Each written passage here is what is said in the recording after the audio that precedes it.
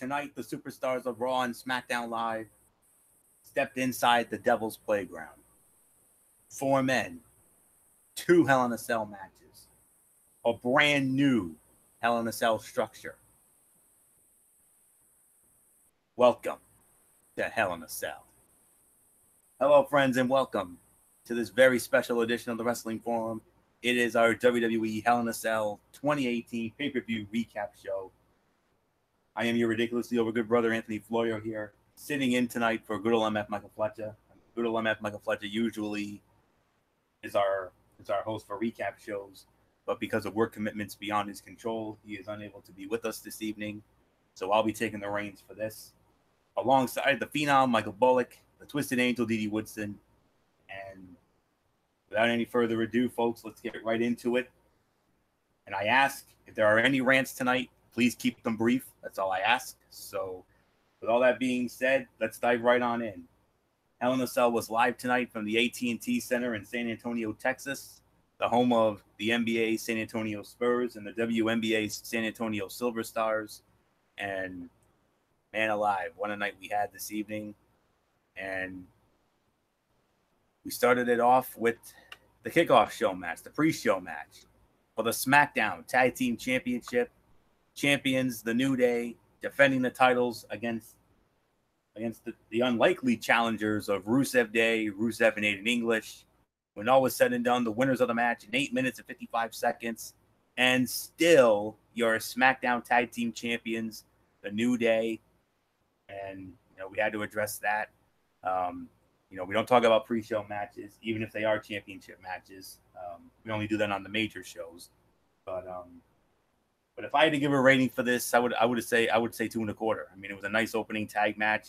They did a good job of creating some dramatic near fall for both sides. The miscommunication between Rusev Day will be something to watch going forward, and this could be where they finally pulled the trigger on the split there. So not bad. So with all that being said, let's dive on into the main card for this evening. And we kicked it off. Oh, what a way to start it off. The first of our two Hell in a Cell matchups. This one from SmackDown Live. The Viper, Randy Orton, squaring off against the charismatic enigma, Jeff Hardy. When all was said and done, the winner of the match in about 25 minutes, maybe a little longer, but it was over 25 minutes. The winner of the match, the Viper, Randy Orton. I got to say, this was the second best fight of the night on my end. I'm going to give this a solid 4 stars for the effort. I mean, Randy Orton and Jeff Hardy worked hard, and the big Hardy stun at the end was pleasing without being ridiculously over the top. I'm happy that they showed discipline in that regard. It's subjective, of course, but I could have done without so many weapons. The Hell in a Cell structure is more than enough. And in a lot of ways, this felt more like a hardcore match that just happened to be fought inside Hell in a Cell until the big stun at the end. I kept waiting for Randy Orton to attack Jeff once he was on the stretcher, but thank goodness that didn't happen. Hopefully, Randy Orton will not need a tetanus shot after his leg was ripped open by what appeared to be the leg of one of the chairs. I mean, that was one of two of the sickest spots you will ever see in a match. That was one of them. And then the other one, oh my goodness. I mean, Randy Orton taking a screwdriver and jamming it in the earlobe of Jeff Hardy. Oh my goodness. That ranks up there as one of the most sickest and one of the most disgusting things I have ever seen in the world of wrestling, in the world of professional wrestling. Doesn't matter what promotion it is. Forever and a day, the most heinous and the most sickening and disgusting thing I ever saw was the infamous Sid Vicious leg thing. I mean, we don't need to get into that, but that's an image that none of us will ever get out of our head. I mean, that was the most sickening thing we ever saw. But that Orton screwdriver spot, oh, we're gonna be having nightmares about that. If you're gonna watch this pay-per-view, folks, all I can say is when you watch this match, if you're squeamish, like I know all of us are, don't look. That's all I'm gonna say. Don't look unless you're a Randy Orton fan like MF. So nothing more to say on this. This to me was the second best fight of the night. I'm giving it a solid 4 for the effort. So Nothing more to say. Phenom Michael Bullock. I mean, we've been watching wrestling for so long. All of us have. And Randy Orton taking that screwdriver into Jeff Hardy, that can honestly say maybe the second most sickest thing I ever saw behind only the Sid Vicious leg injury. Yeah, I'm forced as well, and this was the second best fight of the night. I mean, this was, oh, I mean, there were times. I mean, this match was tough to watch. I mean, as for that, I mean, Randy Orton taking a screwdriver and twisting Jeff's earlobe. Oh, I mean, you got to be quite honest. I mean, especially you, Flora. You got to say that was, I got to say, quite reprehensible on the part of Randy Orton. And not to mention tough to watch as well. Yeah, exactly. I mean, that to me was. I mean, I understand Randy Orton is the Viper and he can do some heinous things, but he took it way too far tonight. I mean, doing that and then after Jeff Hardy taking that sick bump right off the, it looked like he was swinging from the top of the cell and landing right on it, and then Randy Orton showing no remorse, screaming at the ref to go for the pinfall.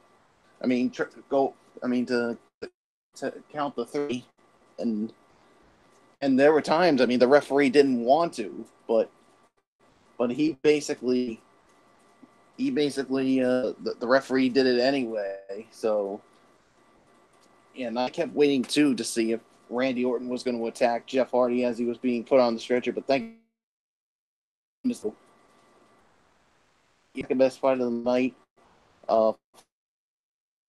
Like I did with that screwdriver, was totally and I hope Michael Fletcher will agree with us on that. But knowing the big Randy Orton mark, I mean, wouldn't you agree with that, Florio? I certainly would agree with that. Absolutely would agree. I mean, but I got a feeling that Fletcher wouldn't you say that? Definitely, wouldn't you? Yeah. So there's really nothing more for me to say. So, Twisted Angel, Dee Woodson, come on in.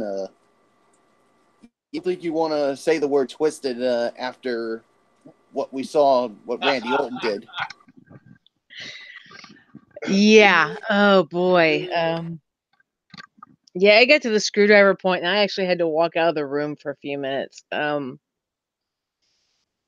Because I could not watch that part. No. But yeah, it was definitely the second best fight of the night. Definitely a 4-star match. Like I said, I think I only left the room for probably about 2 or 3 minutes, because I didn't have the stomach to watch that part. I mean, I've watched that earlobe being pulled enough.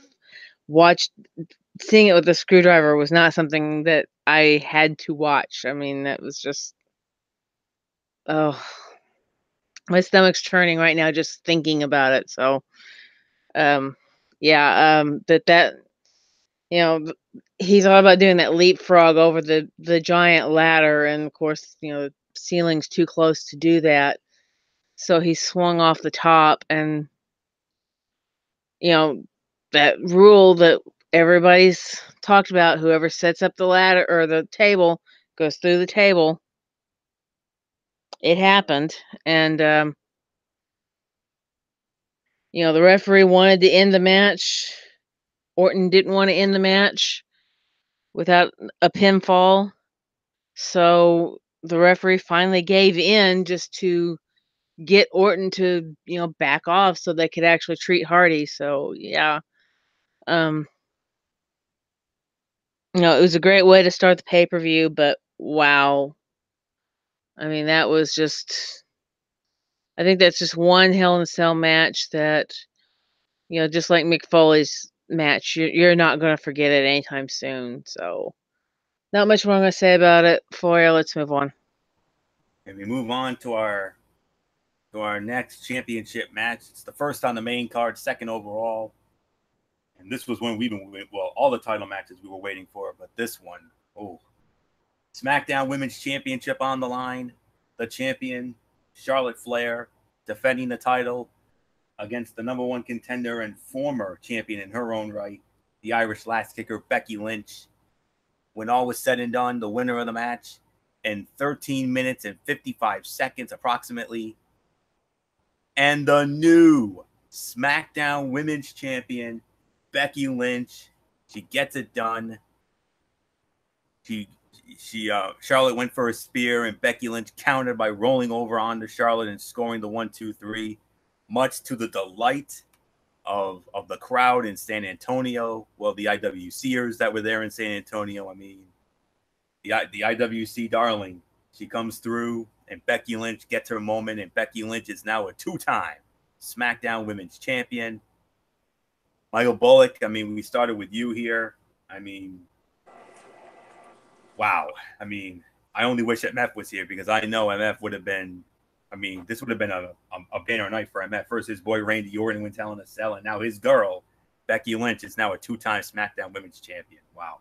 Yeah, I mean, I'm gonna give this about 3.25 for this match. I mean, this was definitely a very good SmackDown Women's title match. I mean, the back and forth, and then basically Becky Lynch countering the spear and basically getting the win and becoming the new champ. And and then at the end, Charlotte tried to basically shake hands with Becky Lynch, but Becky showing the absolute disrespect and saying, you know what, you're not taking the spotlight from me. This is my moment.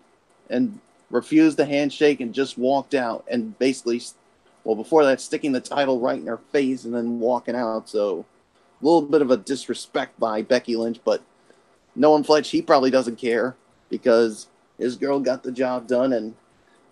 And once again, I mean, I'm going to say it, guys, and I don't know how you, Anthony Florio, and you, Dee Woodson, have got to feel, but I think Becky Lynch's run as a heel has been an absolute failure. I mean, wouldn't you agree with that, Florio? Great question, Bullock. I was about to ask you the same thing. You say it's an absolute failure. I agree. I mean, I really was hoping for a double turn here. There should have been a double turn here. Charlotte should have turned heel. Becky should have turned babyface. They are both way better in their respective roles. I'm sorry. Charlotte as a face doesn't cut it for me, and Becky as a heel doesn't cut it for me. I 100% agree, Michael Bullock. Failure. Yeah, they screwed this up royally. Yeah, I think WWE really screwed that up big time. I mean, utterly, totally, royally. Period. And a statement and a quotation. Bullock, go on. Yeah. Like I said, WWE really screwed this up. I mean, I agree. It should have been the other way around. So, yeah, right now WWE is basically they basically have an egg on their face from this. I mean, they thought turning Becky Lynch heel would do wonders for her, but the crowd is just behind her. And yeah, so like I said, like Anthony Florio said, this heel turn has been an absolute failure. I mean, Becky Lynch has tried as hard as she could to be that heel character, but it just ain't working. I'm sorry. So, good match, 3 to 3.25 stars, but WWE, you royally screwed this whole thing up with Becky Lynch. Dee Woodson, wouldn't you agree? Yeah, she's not the best heel. Charlotte definitely is a better heel out of the two. But most of the fans are gonna back Becky anyway because she was going in this as the underdog. She has been overlooked in this title picture. Finally, we got what all the fans have been wanting, which is Becky Lynch to get her hands back on that title. And, most of them didn't really care that she gloated in front of Charlotte. They cheered that she didn't shake her hand. And Charlotte certainly didn't deserve to get a handshake after that. Yeah, the match was very well done for what it was worth with these two girls. But still, Becky got what she got what she deserved. She got the title again, and I hope that she keeps it for quite some time. Um, that this isn't going to be one of these where she's only going to hold it for like a month or two and then somebody else takes it. I hope she gets to hang on to this for quite some time, especially going into Evolution next month. So, yeah, I'm going to give it a solid 3 stars. It was very well done. So, not much more I had to say about it. Florio, it's yours. Before Florio goes on, let's not forget one thing, guys. There will be another match between these two, as we already know. They're going to face off at that Super Showdown event in Australia on October 6th. Only this time it'll be Becky Lynch defending the title. Yeah, but I don't think Charlotte's going to get it there either. No, she won't. I mean, this was the most logical outcome here. I mean, Derek Ferreira leaked the card. He found a leaked card, a supposed leaked card for Evolution, and I remember seeing it clear as day. It said Becky Lynch versus Charlotte Flair for the SmackDown Women's Championship for Evolution, and we took our first step to getting there. Becky winning the title. Charlotte will invoke a rematch. If she's smart, she'll save it for Evolution. You save it for Evolution, you've got a potential fight of the night contender right there, without a doubt. That could end up stealing the damn show, if I'm going to be real honest with you. But nonetheless, as far as this match is concerned, I'm going to give this, I agree. I'm going to give this about 3 to 3.25 stars. And like I said just a moment ago, I was really hoping for a double turn. But it looks like they are going forward with Charlotte playing the heel role. A Twitter follower even pointed out a photo that showed security confiscated "Boo the Woo" fan signs. Lynch winning the title again after all this time should have been a feel-good moment for everyone, but clearly a lot of fans enjoyed it despite the creative direction, as we all did. So I only wish MF was here because I really would have loved to have gotten his thoughts on it, but it is what it is. So nothing more to say there. 3.25 stars. I 100% agree with the rating. And now, oh yes, we're going to have some fun now.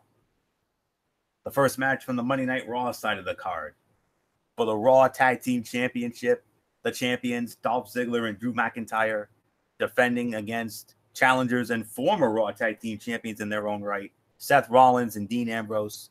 When all was said and done, the winners of the match in 22 minutes and 50 seconds, and still your Raw Tag Team champions, Dolph Ziggler, Drew McIntyre, Didi Woodson. There's nothing left for me to say on this except I think we're all in agreement here. This one, call the San Antonio PD because this one stole the damn show. Oh yeah, and in my book, I call it the fight of the night. I mean, it was definitely one of the better matches of the night.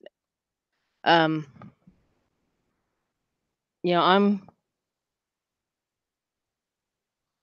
let's see, I'm on the wrong page. Okay. Yeah, I'm going to give it 4.5 stars. I mean, it was very well done by all the competitors. Even Miss Callie here liked it really well. So, and Tiger, I think, was watching from the bed for most of the night when they weren't sleeping. But yeah, it was very well done. I mean, these guys took it to the limits. So, I know you guys are going to touch a lot more on it than I am. So I'll just toss it right back to you. Yes, indeed. I mean, what an incredible Raw Tag Team Championship match. I said it on our preview last night that this one had the potential of stealing the show, and look what happened. It stole the show here tonight. And as a fan of Monday Night Raw, I could not have been any more delighted with it. I mean, oh my goodness. I mean, the closing stretch especially. I mean, a good like the final 5 minutes of the match saw several, and I mean several, close back and forth near falls, Shakespearean drama at its absolute finest. I mean, you felt it. The fans in San Antonio felt it. I mean, oh my goodness, wow. An incredible match down the stretch, and it had the right outcome. The idea of the Shield holding all the gold right now is kind of a lousy one, if I'm going to be real honest. When you have the Dogs of War, Braun Strowman, Dolph Ziggler, and Drew McIntyre are the only Raw heels that the Shield did not destroy last week.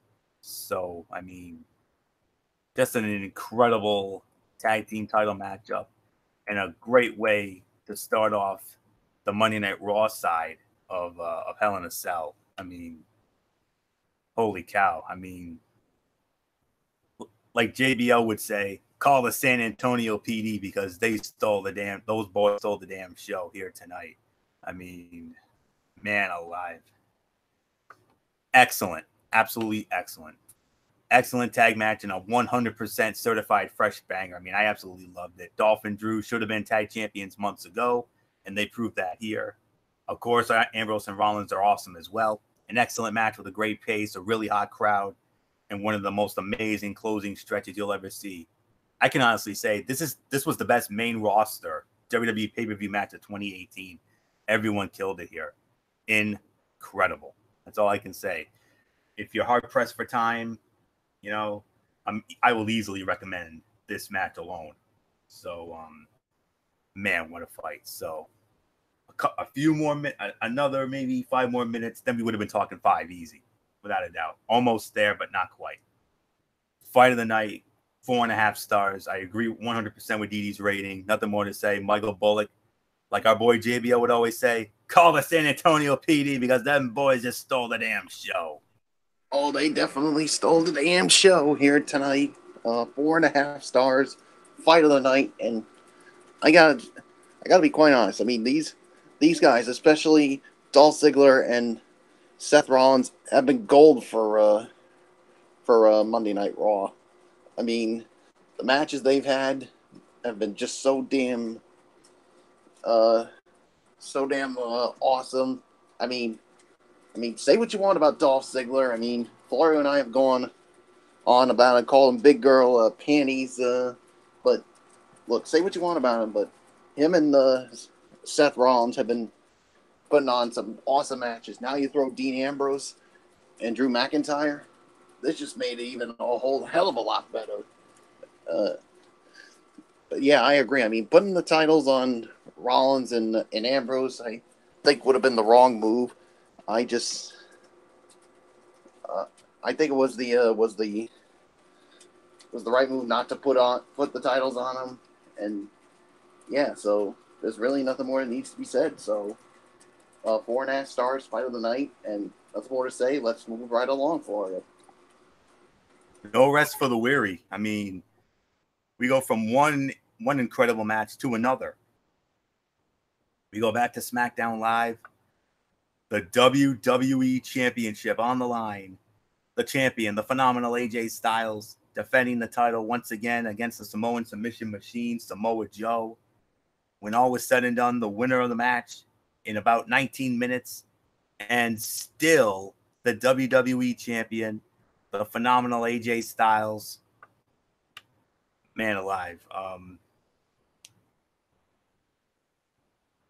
I would probably call this maybe co-second best fight of the night because this one was another wonderful match here. I mean, I'm going to give this another 4 stars. I mean, this was a great match between two guys that know each other so well from their TNA days, and they played into that very well. And this was another match that fits right into their long rivalry. And of course, it will set up the rematch at Super Showdown. A strong match with a really good finish once they showed the other angle. Unfortunately, this ends in controversy because Samoa Joe had hey Bullock, I mean Samoa Joe had our favorite move in, you know the move. The Coquita Clutch. The Coquita Clutch. Coquita Clutch. Yes. And yeah, we love that move. We just love the way it sounds. But anywho, Joe had it in, but then AJ rolled over on top. Joe still had the move on him, and referee Ryan Tran, alias Brian Wynn, counted the 1, 2, 3. But just before the hand came down for 3, you will clearly see that AJ Styles tapped out. So technically, Samoa Joe should be the new WWE champion right now. I mean, this was almost a carbon copy of the greatest Royal Rumble when Roman Reigns and Brock Lesnar's cage match for the Universal Championship. We all remember how that turned out. Roman spears Brock through the cage, and Roman's feet technically hit first, but they ended up awarding the match to Lesnar, much to our chagrin. But anyways, you saw the second shot. The finish looked routine with the first camera view, but then you see the second angle, and it definitely told a story that will keep this view going strong into their rematch at Super Showdown and likely beyond.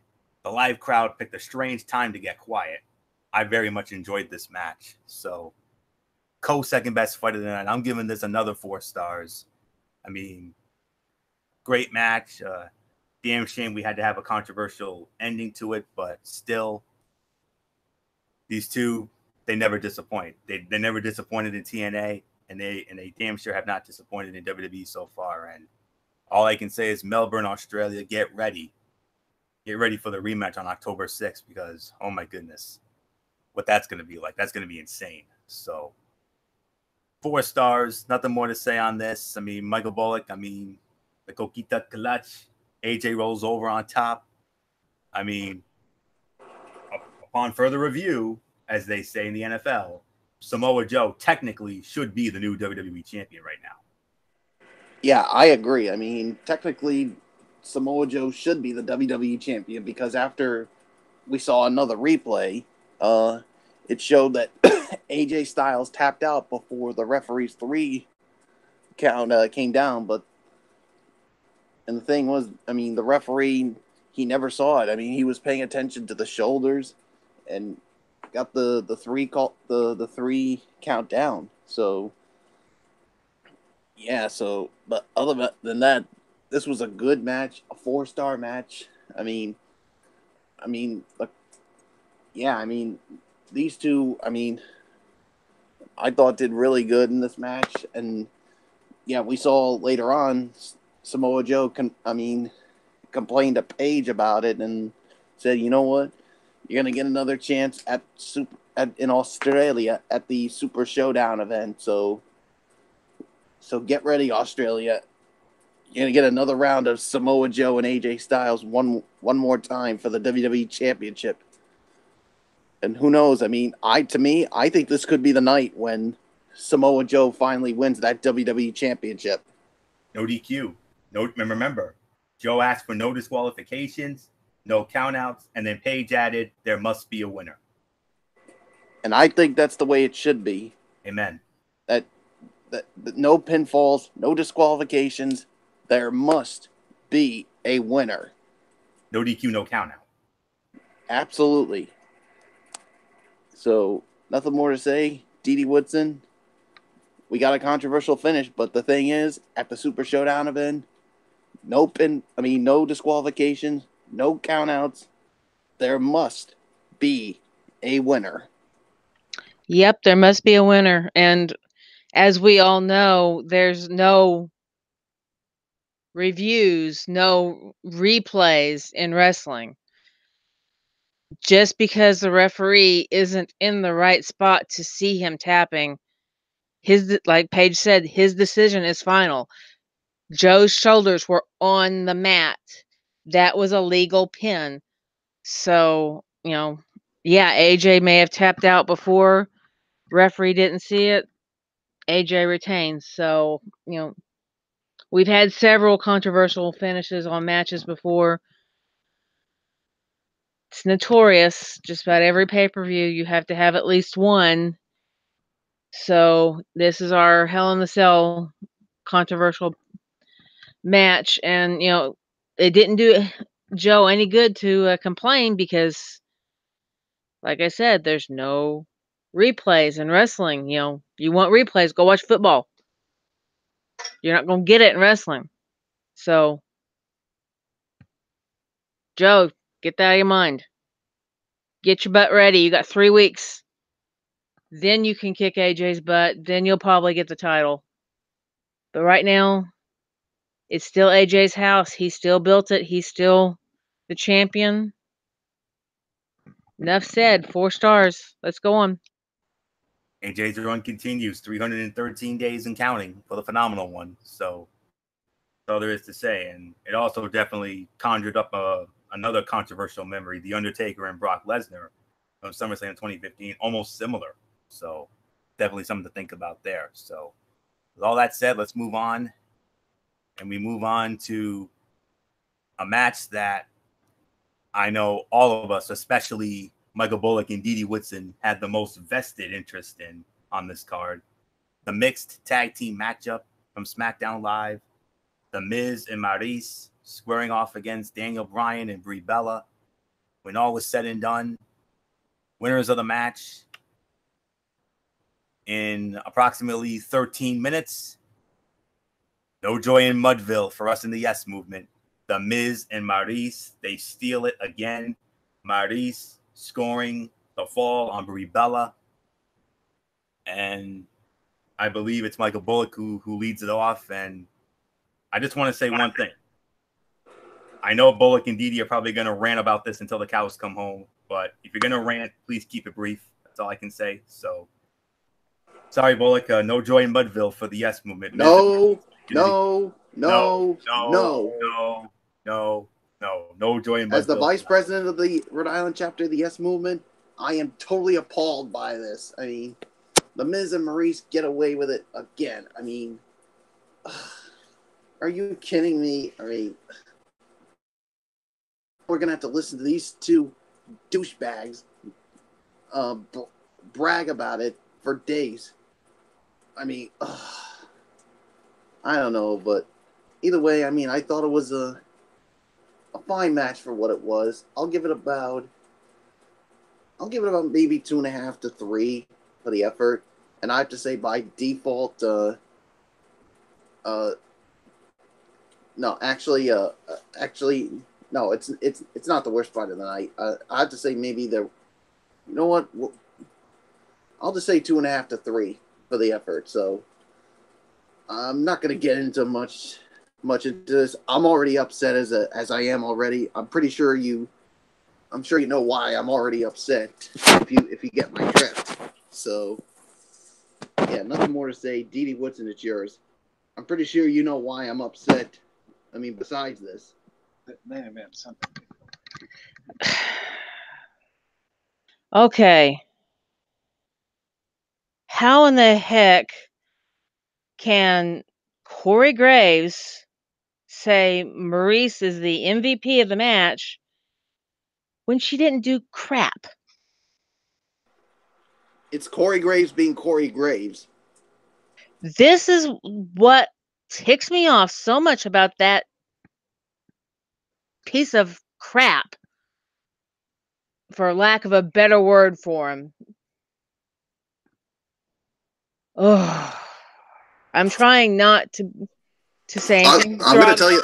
I'll tell you this right now, and I'm going to repeat what you said about him before. Somebody needs to take him to the woodshed and beat the shit out of him. Yep, they do. Because Corey Graves is the biggest SOB on there. Out of all the people Renee Young could have replaced, why couldn't she have replaced that piece of crap? He, in my opinion, this guy can ruin almost any match out there because he does not know how to announce. And you're going to hear this probably a lot out of me until they get this idiot off of the announce table. For one, you do not call fellow wrestlers losers. Kevin and I were talking about that through the match. We can't recall any heel announcer ever putting down another wrestler in a match. They'll call them names, yeah, but they won't put them down as losers and stuff like that. And I mean, he's the only one besides Miz and Maurice that keeps saying that Miz didn't lay his hands on Brie Bella, when of course we know that he keeps yanking her off. And I even have a gripe about the referee because he stopped Brie Bella in the middle of, right there at the end of the match, from attacking Maurice so that Maurice could get the pin. I mean, this match has to, I'm going to say this is the co-worst match of the night. I'm giving it 2 stars, which it barely deserves that. I mean, this was just the stupidest thing I've ever seen in my life. It didn't this is the one that deserved to be the pre-show match, not the SmackDown title match. So that's all I'm going to say about it because I'm trying to keep this brief. But oh Lord, this was just horrible. Oh, okay, rebuttal. Oh, before we get to you, Florio, do you recognize who was the referee for that match? Oh, that's right. Yes, I'm glad you reminded me. Our favorite. It was our boy. That's right. Danilo and Fabio was the referee for this match. And your boy screwed up at the end. Hey! Don't make fun of our boy. Yeah, then tell him not to put his hands on the competitors to keep them from well to me, winning I think he should get away with winning a match. Well, to me, I think he should get away with putting his hands on The Miz because anything The Miz gets, he deserves. But I'm not talking about him putting his hands on The Miz. I'm talking about putting his hands on Brie Bella. Yes, he technically did, and I gotta agree with Dee Dee on that. I mean, that was a little that was too much. That was too much in my opinion. So, but still, it's always nice to see our favorite to see mine and Fabio. That's absolutely right. So, yes, he refereed this match, and well, that's all I can say there. So, anywho, my thoughts on this. Second worst fight of the night for me. There's one that was worse, and I can't believe and the match that I have is the worst fight of the night. I can't even fathom why it is, but it is what it is. But I know I'm going to get a lot of heat on this, but I don't care. In terms of storyline progression, I actually don't mind the outcome. I mean, it puts more heat on the heels heading into Miz and Bryan's match in Australia. They're going to go at it at Super Showdown as well. Miz and Daniel Bryan one-on-one. It's a #1 contenders match for the WWE Championship. So whoever wins this will very likely, will definitely be the next championship challenger. It will all depend on who wins the match. If the Miz wins, there's a good chance that AJ and the Miz will be the next title feud. But if Samoa Joe wins, then who knows? Maybe we could get a Joe and Bryan title feud. I mean, that would be awesome. I would love to see that, dating back to their Ring of Honor days. But nonetheless, there were some really clunky moments, such as Maurice timidly breaking up a Bryan hold on the Miz, and Miz bump off of being hit from behind by his wife at the end. Still, it was still well executed in terms of trying to build up to Brie getting her hands on Maurice, which allowed the men to work the majority of the match. And oh man, but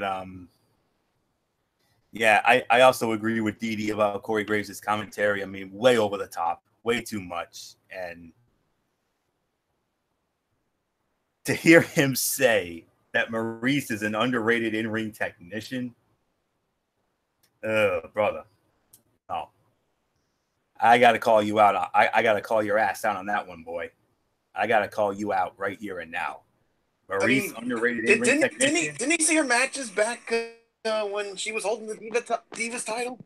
Her matches No. He's not an underrated. He's not an underrated in-ring technician. He's an overrated. She's overrated.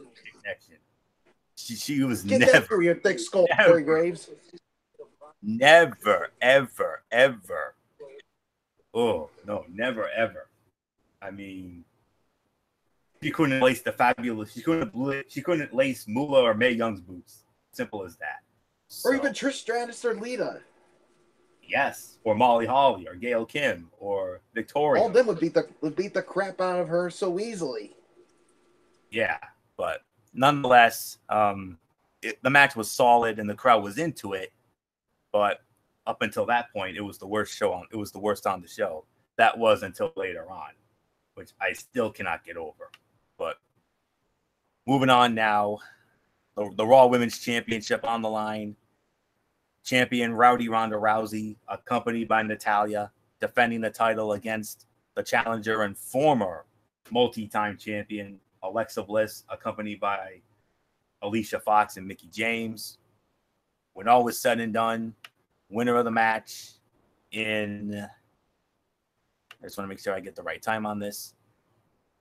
in approximately 12 minutes and 3 seconds to 12 minutes and 5 seconds, the winner of the match, and still the Raw Women's Champion, the Rowdy one herself, Ronda Rousey, with the armbar, makes Little Miss Bliss immediately tap out. And I believe it's Dee Dee Woodson who starts it off. Well, you didn't get the outcome you wanted in the match before, but I'm sure seeing the Rowdy one submitting Alexa Bliss, I'm sure that made you feel a little bit better. Oh yeah, this is definitely the outcome I was wanting, was to see Ronda win this again and go into possibly go into Evolution with the title, which is what we are hoping for. Because of course WWE didn't want Alexa having the title going into Evolution, and she doesn't have it, so that's a plus. And as you can see, she still can't do a match without having her little entourage, which I have a gripe about who they've got picked for her entourage myself. She can't even fight a match without them getting involved. And what the heck did Alicia Fox and Mickie James do so bad to get themselves stuck with that piece of crap? I'm sorry, but I think they deserve a lot better than to be the little, excuse this, but the little bitches to that particular bitch.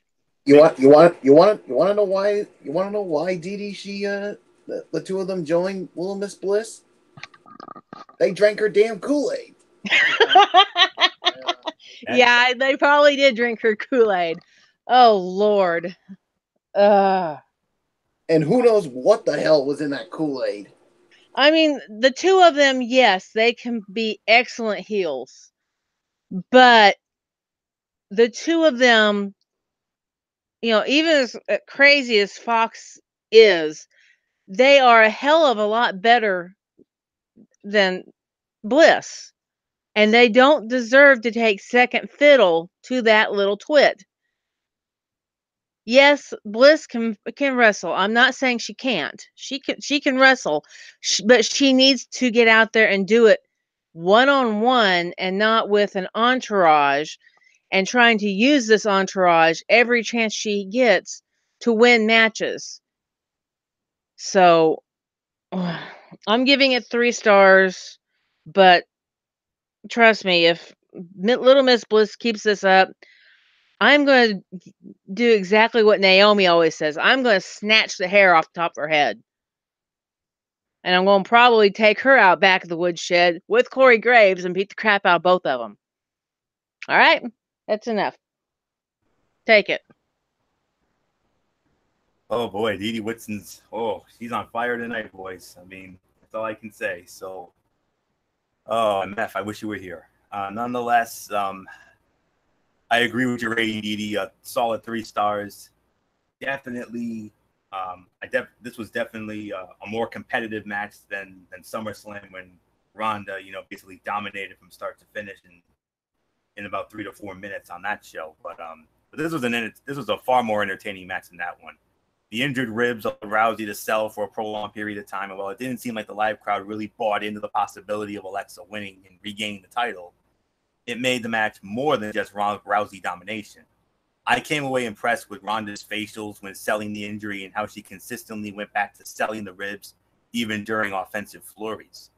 So, so we'll see what happens. But yeah, I mean, the outcome was never in doubt. We all knew Ronda was going to go over, and that's exactly what's going to happen. And Ronda will deservedly take the Raw Women's Championship into the Evolution pay-per-view in 6 weeks.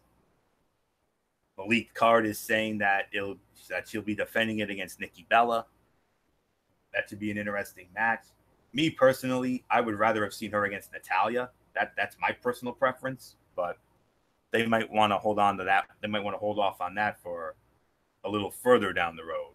So we'll see what happens. But nonetheless, solid 3. I agree with your rating, Dee Dee, 100%. So nothing more to say. Michael Bullock, I mean, just like Didi Woodson, I'm sure you felt a little bit better with this outcome, considering the outcome of the last match. Oh yeah, and I agree with everything Didi Woodson just said, but I'm not going to rehash it. But but like I already said, I mean the reason why, I mean yeah, Mickey James and Alicia Fox deserve better, and to have her, I mean yeah, Alexa Bliss is a good wrestler, but she's got to prove it on her own. And like I said, the reason why she needed Mickey James and Alicia Fox, like I said, because she fed them her Kool-Aid. I mean, there's no other reason for that. So, yeah, 3 stars is my rating, and this was far and away better than the match they had at SummerSlam. So, nothing more to say. Florio, I think it's time for the final of our 2 Hell in a Cell matches. Yes, and I just want to throw one quick sentiment as far as Mickey James and Alicia Fox go. I think Alicia Fox with Alexa Bliss is fine, but Mickey James, my goodness, Mickey James deserves way better. Mickey James, combined of the 3, the best, talented. Alicia, she's kind of like Alexa, you know, she's good but not overly great. If I'm going to be personally honest with you. Rebuttable? Yeah, Mickey James deserves way better. Amen. I mean, they're treating her like she's a freaking tool. Yeah, like a sidekick, like a cartoon character sidekick. That's basically what they're treating her like. That's a damn shame. I mean, she's fine on her own, but instead they'd rather pair her with Little Miss Bliss. No, there should have been like a comeback tour for Mickey James. It should have been a comeback celebration tour of some sort. I mean, I think she should have had at least one run as a SmackDown or Raw Women's Champion in my book. That's all I can say. But obviously that's not going to happen. No, but I'm hoping that eventually they'll turn her back face, and then maybe she can, you know, maybe one day down the road get a Raw or SmackDown Women's opportunity. That's all I can say. So nothing more to say. Let's get into our main event of the evening. We were so excited about this. The other Hell in a Cell match, this one from Monday Night Raw for the Universal Championship. The champion Roman Reigns, the big dog, defending the title against Mr. Monster in the Bank, the Monster Among Men, Braun Strowman, special guest referee, WWE Hall of Famer, the hardcore legend, and former Monday Night Raw general manager Mick Foley. When all was said and done here, no winner. We had this thing ended in a no contest. No contest in approximately 24 minutes and 7 seconds. I believe that's the time of the fall here.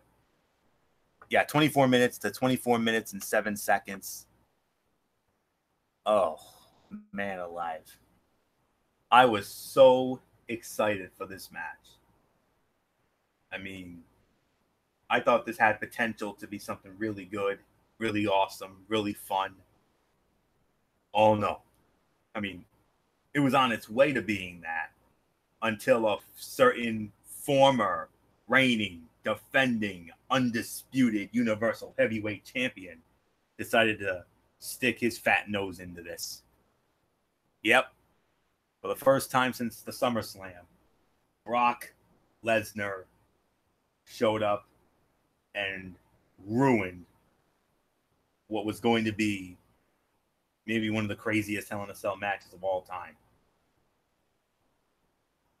And it is not often we say this about a pay-per-view main event, but this unfortunately has to get classified as an NA.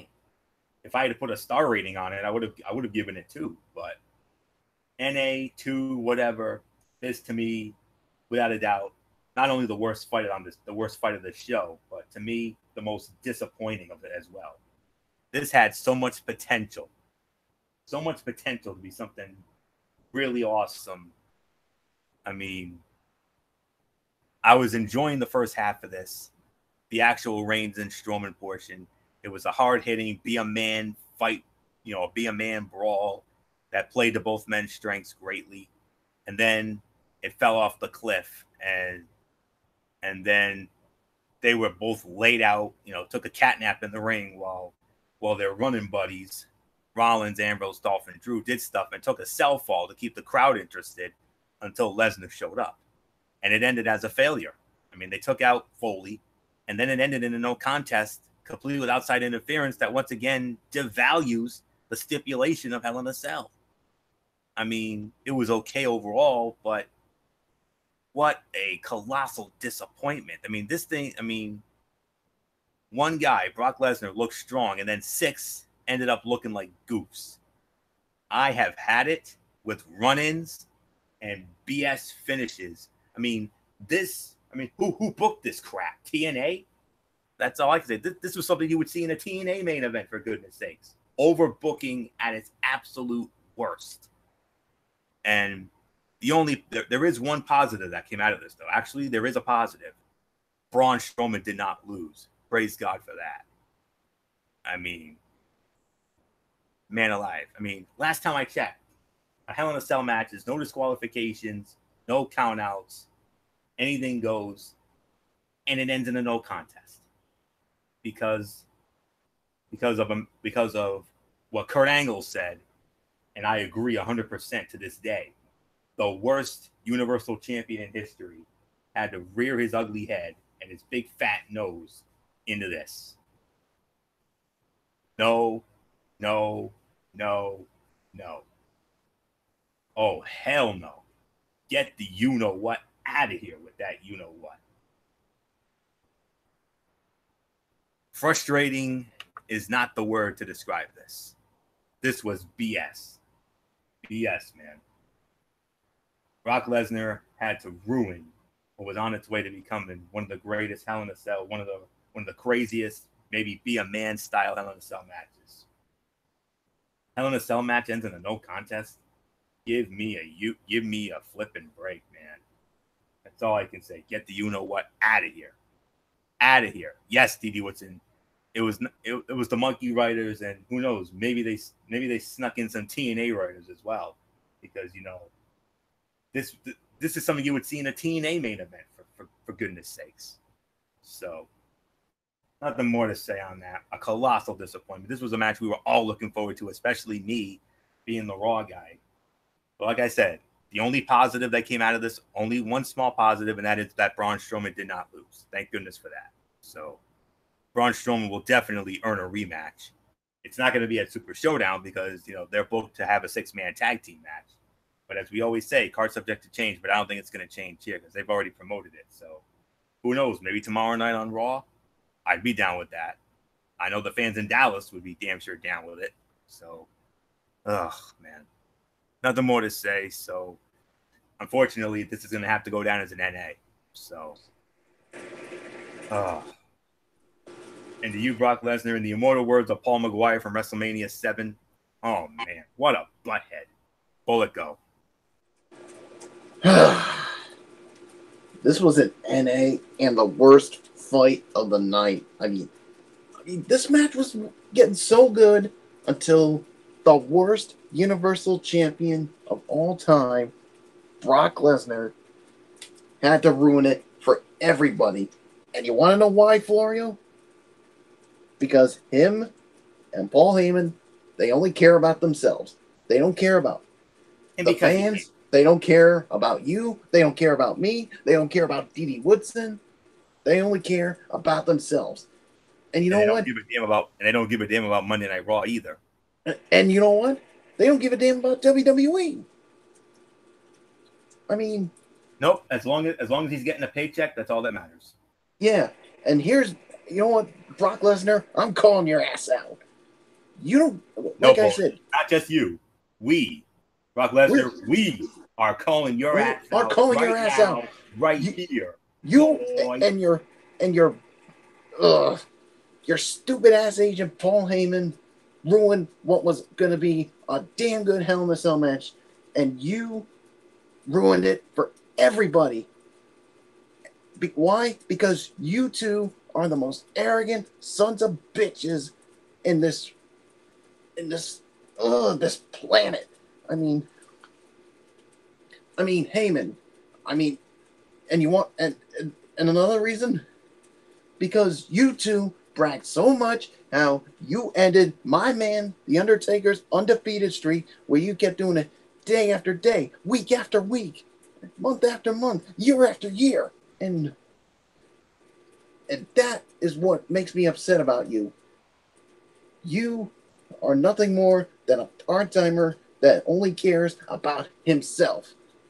So you know what? Screw you, Brock Lesnar. Screw you, Heyman. And and and you don't even give a damn about WWE. You have people like Ric Flair who cared about this business so much. The Undertaker, all those other legendary wrestlers, including probably one of the greatest of all time. And Florio, you know, we have fun with this name, as Arnold Schwarzenegger would say, the late great Bruno Sammartino. Bruno Sammartino. And I'm sure he's probably not liking what Lesnar's doing. So, NA, these two, like you said, at least the one good thing from it was Braun Strowman did not lose, and he deserves another opportunity. But WWE, I am warning you right now. You put this idiot Brock Lesnar in a WWE Universal title match with these two, I swear I'm gonna lose my effing mind. And I swear, when you get this phenom pissed off, like I am right now, it's not gonna be pretty. And Florio definitely knows it very well. And you know what? If that happens, I'm getting my shovel and I'm burying somebody's ass 6 feet under. Amen. So, NA, and like I said again, screw you, Lesnar, and screw you, Heyman. Both of you can rot in effing hell. Done. Finish. D. Woodson. Just go. I'm done. I'm done with this BS. Ugh. Like I said, we had 2 worst fights of the night. Yeah, I might have given the other one a rating, but they're still both the worst fights of the night. You can't compare one to the other on how bad they were.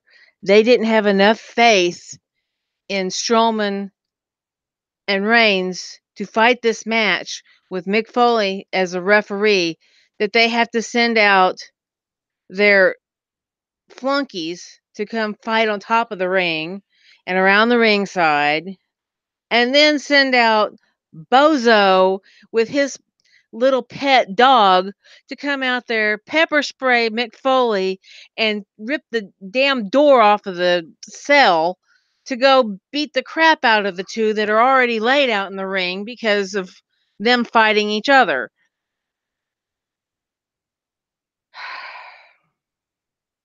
So what does WWE do? They get their worst writing staff that for some reason loves to write the crap that they put on Raw for this one match,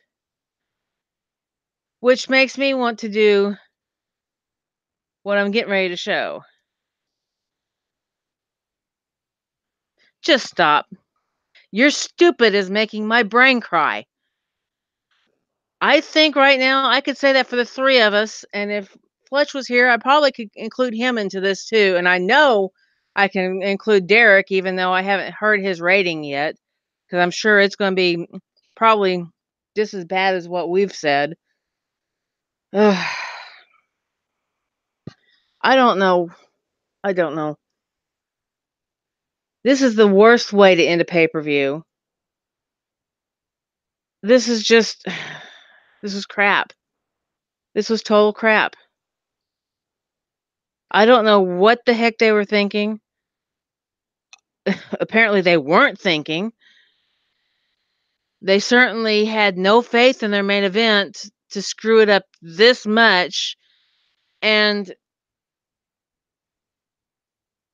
while we've been talking and reviewing tonight, Kevin's done a lot of research, and there's a lot of people that has posted on Twitter crap about Corey Graves.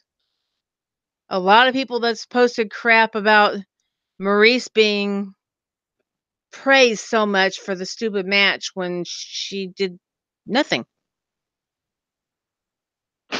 And then you throw this in at the end. Then people wonder why the developmental product is 10 times better than the main product. They bring up the NXT kids to the main product and just pretty much poo-poo over everything that they did on NXT, because look at what they've done with Nakamura and Asuka and all these other people who were high levels in NXT. They've come up here and they've just kind of whitewashed it. Throw them in crap like this. Make people's careers a total joke. And why? Because you have a bunch of monkeys that don't know their butts from a hole in the ground. They're thinking from their rear ends. They're sitting on their brains. Vince, get your head out of your crotch and get your product fixed, because you've got a lot of very angry universe fans that they're not going to stand for this too much more. You're going to start losing money. You're going to start losing viewerships because of the crap that you're putting out. I'm done. Move on. Brian Alvarez from the Wrestling Observer, he just posted on Twitter just a short time ago, about 24 minutes ago. He said, so yeah, after the show ended, the fans were furious. Tons of "this is BS" chants and more. And like at SummerSlam, they rushed off the air as fast as possible so you wouldn't hear it. So, yeah. So that's really all there is to say on this. So let's get into our overall review here. I believe it's Bullock who starts it off. So Bullock, despite the BS ending, with the main event, we really cannot poo-poo all over Hell in a Cell, because it was still a very strong and entertaining show for the most part up until that point. Yeah, I mean, despite the ending, I mean, I thought overall this was, I thought, a solid Hell in a Cell pay-per-view. I mean, yeah, you had some low points during some of those good matches, but I thought it was good overall. So, to me, I'm going to give this. I'm going to give this about a 7.5 to 8 out of 10, as far as I'm concerned, with this Hell in a Cell pay-per-view. So, yeah, nothing more to say. Dee Woodson, I give it to you. You sure you want me to rate this? Uh-oh. I'm not liking what I'm hearing here. Are you sure you want me to rate this after a Corey Graves rant, a rant on Alexa Bliss, a rant on Miz and Maurice, and a rant on the pay-per-view main event? That's 4 rants. If you want to sit out, that's fine. I mean, if you want to sit out of the rating, I'm fine with it. Or we're fine with it. Because trust me, you guys can give it 7 to 8 if you want. I'm with the fans. This was BS. This was probably one of the worst pay-per-views. Yeah, I mean, yeah, we had some good matches. We started off great. You got to a certain point and everything was going great, and then you get to that last hour and a half, however long it was, and you give us jack shit. You give us total crap. My cat's sitting here fighting, which it's not the cat fight you'd see out in the yard, because they've grown up together for a year. They're not going to hurt each other, but they're going to sit here and they're going to fight. That's more entertaining to me than your damn main event. You want a rating? I'm going to give you a rating. I'm going to give you a 4. Just because of the crap that you put at the end, the fact that you have announcers that don't know their butts from the hole in the ground, you have writers that are worse, I mean, I'm sorry. This was crap. I'm not holding back on this. This was crap. So I'm done. All right. So yep, you can't please everybody. That's all there is to say on that. But And I got this feeling, Florio, that Derek's probably going to be the same way. yeah, and who knows what MF will do. But nonetheless, but quite frankly, and I respectfully disagree with D.D. Woodson's rating. As do I. As do I. I'm right there with you, Bullock. 7 3/4 to 8 out of 10. I mean, the show was entertaining, and I enjoyed it for the most part. But the main event was slow and uneventful till the run-in started, and the cheap finish ended the night on a sour note. I'll tell you, this show started off extremely strong, and I honestly thought we had a show of the year contender on our hands. The pacing of the show was much better than usual, and even the mixed tag was solid and advanced that angle well. We got 2 great matches, and a lot of the wrestling was good to very good. But the main event really turned us off, and me off, and continued the WWE's inability to end the show strong and carry momentum throughout an entire event. It is a largely good and fun show, as well as a big improvement over most pay-per-views in 2018, but it was hurt badly by the uninspired main event and finish to the show. I will give you that. But other than that, I mean, this was still a great show. I mean, avoid the main event. That's all I'm going to say. Avoid. I will give you that.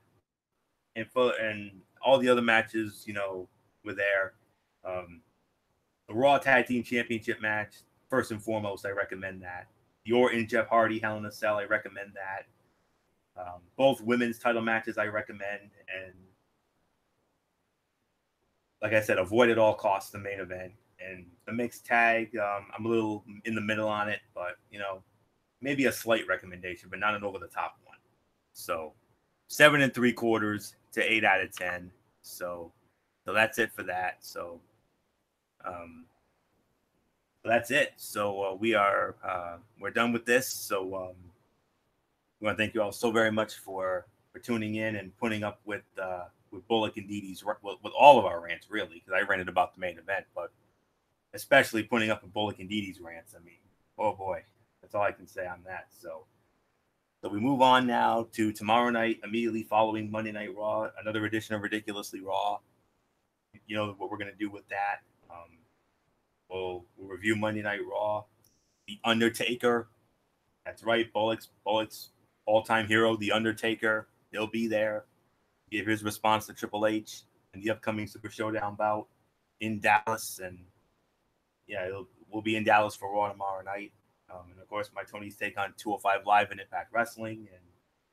And Tuesday, like I said, we don't know what MF's schedule is. Either Tuesday or Wednesday, it'll be the Cerebral Smack Talk with MF. Run down SmackDown Live, and MF will have his Mikey's Mindset with Lucha Underground and all that. Thursday night, of course, College Football Thursday. Week 4, we'll run down the top 25 games with our latest Power Poll. And then Friday night, of course, NFL Friday. Week 3 of that. We'll talk all the games on that. A brief thought on the Thursday night game, and of course, hopefully we'll have our power rankings ready to go this time. So that's all I can say there. So another big week here. So that's it. So until tomorrow night for Ridiculously Raw, it's your ridiculously over good brother Anthony Florio here for the Phenom Michael Bullock, and a very angry and pissed off Twisted Angel D.D. Woodson. And in spirit, good old MF Michael Fletcher and the Hardcore Pipe Bomb Derek Ferreira. You know the routine, everybody. Thumbs up. Talk to you later. Yeah, throw it up 424 style. Bye for now, my friends. God bless. Be good to each other. Have a blessed Monday. And until tomorrow night for Ridiculously Raw, you've been watching this special edition of the Wrestling Forum, our WWE Hell in a Cell 2018 pay-per-view recap, right here on the Tone25 and YouTube.com. And remember, like I always tell you all, no matter what anyone tells you, wrestling is indeed actually real. For everybody's been a part of this one, for now, Floyo, so long, and bye, everybody, bye.